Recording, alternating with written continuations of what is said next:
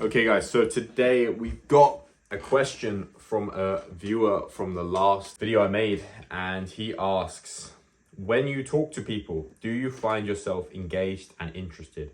I honestly have always struggled opening up since no age, not sure what he meant there, but I'm wondering, does God want me to push myself to socialize more? As of now, I'm still stuck giving one-word answers or just smiling, and it's often not even a matter of feeling intimidated or unworthy, but just being shy. Is it possible I'm cursed and have to break it? This way has me feeling depressed and rejected because I want to find a wife and also just socialize more with men at the gym and on the street, but it requires me to get past this hurdle. Perhaps I need to heal from being rejected in the past. I don't like opening up, and this in case I'm perceived as pitying myself. I want to keep pushing forward as a godly man in the name of Jesus. Anyway, I was tempted to smoke and schmoke this evening as a way to separate myself from my situation. It's all a fantasy. However, the message of not giving up was simple but encouraging. Thanks, Ben. I believe if you made more videos like this, it would be a game. It would garner more feedback in the comments. I hope so. Okay, cool. So, yeah, interesting stuff. When you talk to people, do you find yourself engaged and interested? That's a great question, honestly, to begin with. Personally, if I'm being honest and I'm keeping it real, many cases now, as I've got older, I do find a lot of conversations kind of irrelevant and boring and just completely irrelevant to my life, you know? However, as soon as I meet an individual that is on the same wavelength as me, the conversation just takes off, the conversation flows, and it's incredibly interesting, right? And I think that's something to factor in. I'm going to go into the other points you mentioned. So what I've seen with clients of mine is they really appreciate and enjoy speaking to me because I'm like the only person they've been able to have a more in-depth conversation with that isn't about gossip, girls, drinking, and just random nonsense. Like, I'm the only person they could have like a deeper conversation about various things, you know? So I think for some men, they start to progress, right? And they start to notice in the world that you need to do a little bit more than what you were doing when you were 17, 18, right? And sometimes you do just outgrow your friend group, and because you have grown as a person. So what you might find is, you know, these interactions you're having with people just aren't stimulating enough, aren't interesting enough, aren't enriching your soul and your mind. They're not adding any kind of value. They're not adding any sort of, you know, even if it's just positivity. And if anything, sometimes even taking away. So that can sometimes be a reason why you just don't have that desire to talk to people. And I experience this too. I very much like people, but it's very rare that I meet someone and I really want to become their friend, you know, and I want them to be like, I want them to exchange numbers and spend time with them. It takes a specific type of person who has a specific type of quality to them, and it goes both ways, you know. You have to bring that to the table too. He says here, you struggled opening up and you're wondering if God wants me to push me to socialize more, giving one word answers and smiling. I think a big thing with that is you say here, oh, it's often not a matter of feeling intimidated or unworthy, but just being shy. What I would say to that is that how do you know it's not related to feeling unworthy and being intimidated? Because the thing is, you might consciously not think that, but on the subconscious level, you are, because there was some trauma that happened to you when you were about 7 years old, where someone told you to go away or rejected you. And that trauma is still playing out to this day. So as a result, when you interact with people, you're anticipating that rejection because that child part of yourself hasn't been healed.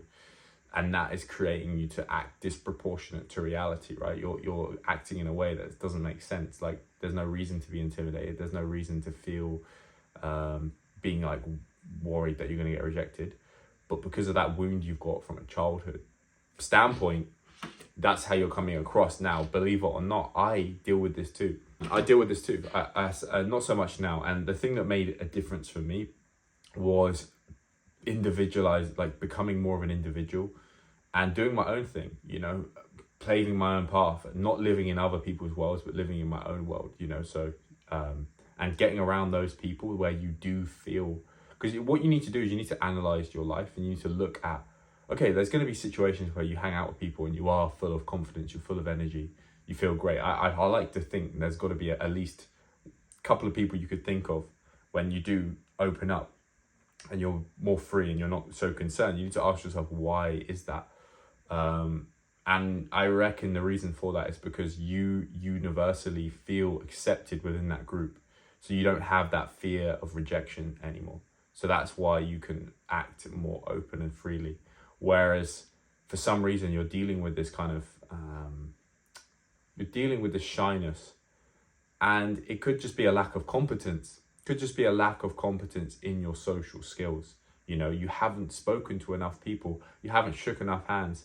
You haven't smiled at enough people. You know, you haven't like pushed that boat out in meeting people, pushed the conversation, initiated the conversation. You've always just kind of taken the back seat and let them come to you.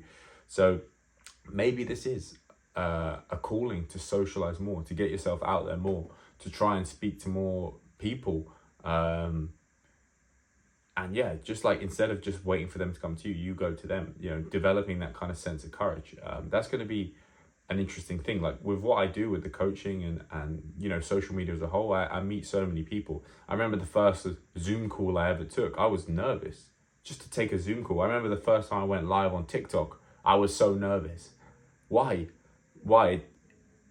It's disproportionate to reality. You know, it's not realistic in terms of how you should be reacting to those situations. Yeah, and obviously this is going to lead to that inevitable of finding your wife, right? If you can't even like attract men and be around other like-minded guys, how are you going to attract the woman of your dreams? How are you going to have the confidence and the charisma to hold her down? And well, not hold her down, it's a bit of a weird term to use, but you know, how are you going to keep her around if you're shy and you're shut down? So honestly, what I would give you advice, as an old saying I like, is take so much action it overwhelms the thinking mind. I would say honestly, go out, and when you're at the gym, when you're at any kind of event, make that effort to start a conversation. You know, get out of your comfort zone a little bit more when you're talking to people, and you'll quickly realize you're pretty good at it. You're actually pretty good at it. It's just you've got you're overreacting to situations, and it's making you shut down. It's a safety mechanism. You're trying to protect yourself. I think too, some people are just naturally more reserved, more quiet, more introverted. But that you can't be like that in life. You have to be able to communicate, regardless if you're introverted or not. You have to be able to have that confidence in yourself. And the only way you're going to get good at it is by practice, you know. However, going back to it, I do think, I do think like there could be an element of childhood trauma that's tied to this. And that's why you're kind of experiencing, these like overwhelming feelings of shyness. And like I said, you may not think it's that you feel unworthy, but that could be buried in your subconscious mind. I think potentially it could be a case of needing to heal from the past, definitely. Figuring out who wronged you, where that came from, and doing that inner work and really doing that inner work to release that, and then giving your brain proof that you don't have to be like that. And your brain needs proof, not promises. You can tell your brain all you want, oh, I'm not shy, but you need to gather so much, enough evidence, enough proof that proves that actually, wait, you are that guy. You know, I am not shy. If I look back in my head, I can see this time where I proved myself. Once you give the brain proof, these things subside, these things disappear. Also too, where you said, kind of had that temptation to smoke, go back to the vices. This is, and as you said, it's a way to separate the situation. Yeah, absolutely. It's a coping mechanism, right? You're trying to escape this difficult thing you're going through, right? It's unpleasant. You don't like your situation. You want to change it. So you're looking for an outlet. You're looking for a way to escape it. But the reality of it is there is no a way out, or there's no way around it. You have to go through it, right? And like you said, you want to be more sociable guys at the gym. It's really not hard to do. You'll be surprised it's very easy. I've got so many people I know at the gym at this point where it's like, man, I go in the mornings because I'm like, I just can't deal with all these people coming up to me, talking to me, which by all means I very much love and I'm very grateful for. But I just accumulated that over time, training in the gym. And like, because I was a fit guy in good shape, strong, people are just naturally drawn to you. They want to speak to you. They want to come up to you and ask you like, oh, like, how, you know, have you got any tips? Or, you know, they just want to be around that energy because you have this kind of magnetic energy. And that's what you want to work on, right? Building that up. So little things you can do in the gym to kind of make connections is, you know, just when you need a bench spot, go ask someone, you know. Oh, excuse me, can you just do you mind spotting me for this set? Yeah, of course, man, I'll spot you. Then be like, okay, by the way, if you need a spot at all, just give me a shout. Like, I'm happy to, you know, return the favor.